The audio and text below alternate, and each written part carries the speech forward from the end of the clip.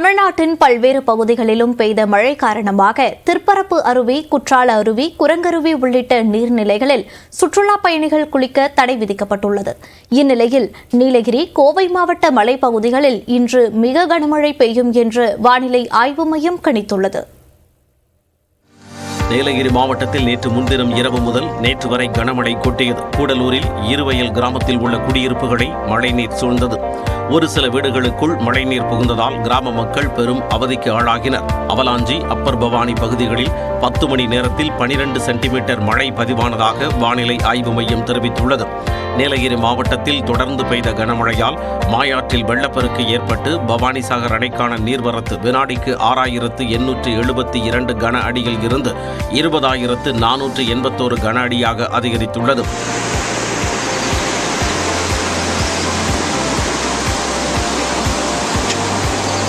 கோவை மாவட்டத்தில் ஆலந்துறையை அடுத்த செம்மேடு பகுதியில் கனமழையால் மழை நீருடன் கழிவுநீர் கலந்து வீடுகளுக்குள் புகுந்ததால் மக்கள் வெளியேற முடியாமல் அவதிக்கு உள்ளாகினர்.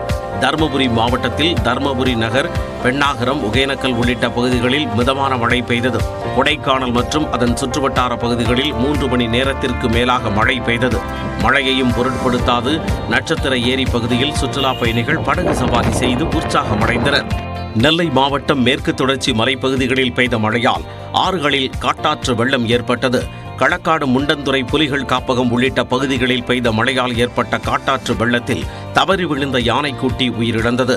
வனத்துறையினர் சம்பவ இடத்திற்கு சென்று யானைக்குட்டிக்கு உடற்கூராய்வு செய்து சம்பவ இடத்திலேயே அடக்கம் செய்தனர். வால்பாறை சுற்றுவட்டாரத்தில் பெய்த கனமழையால் ஆழியாறில் உள்ள குரங்கருவி எனப்படும் கவியருவியில் கடும் வெள்ளப்பெருக்கு ஏற்பட்டுள்ளது. இதனால் சுற்றுலா பயணிகளின் பாதுகாப்பு கருதி 3வது நாளாக அருவியில் குளிக்க தடை விதிக்கப்பட்டது.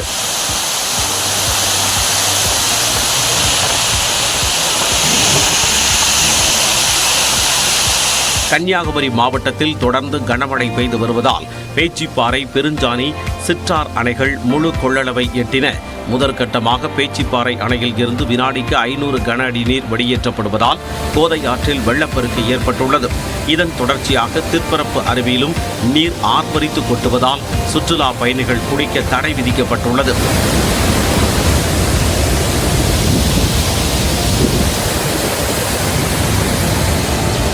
தென்காசி மாவட்டத்தில் மேற்கு தொடர்ச்சி மலைப்பகுதிகளில் பெய்து வரும் கனமழையால் குற்றால அருவிகளில் நீர் ஆர்ப்பரித்து கொட்டுகிறது.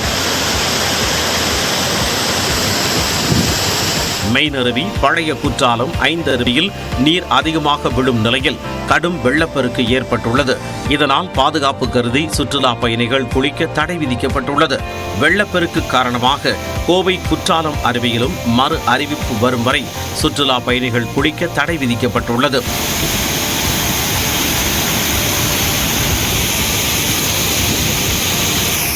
இந்நிலையில் தமிழ்நாடு, புதுச்சேரி, காரைக்கால் பகுதிகளில் இன்று மிதமான மழை பெய்யும் என்று வானிலை ஆய்வு மையம் கணித்துள்ளது. நீலகிரி, கோவை மாவட்ட மலைப்பகுதிகளில் மிக கனமழைக்கு வாய்ப்பு இருப்பதாகவும், திருப்பூர், தேனி, திண்டுக்கல் மலைப்பகுதிகளில் கனமழை பெய்யும் என்றும் தெரிவிக்கப்பட்டுள்ளது. சென்னையில் மிதமான மழைக்கு வாய்ப்பு இருப்பதாக வானிலை ஆய்வு மையம் தெரிவித்துள்ளது.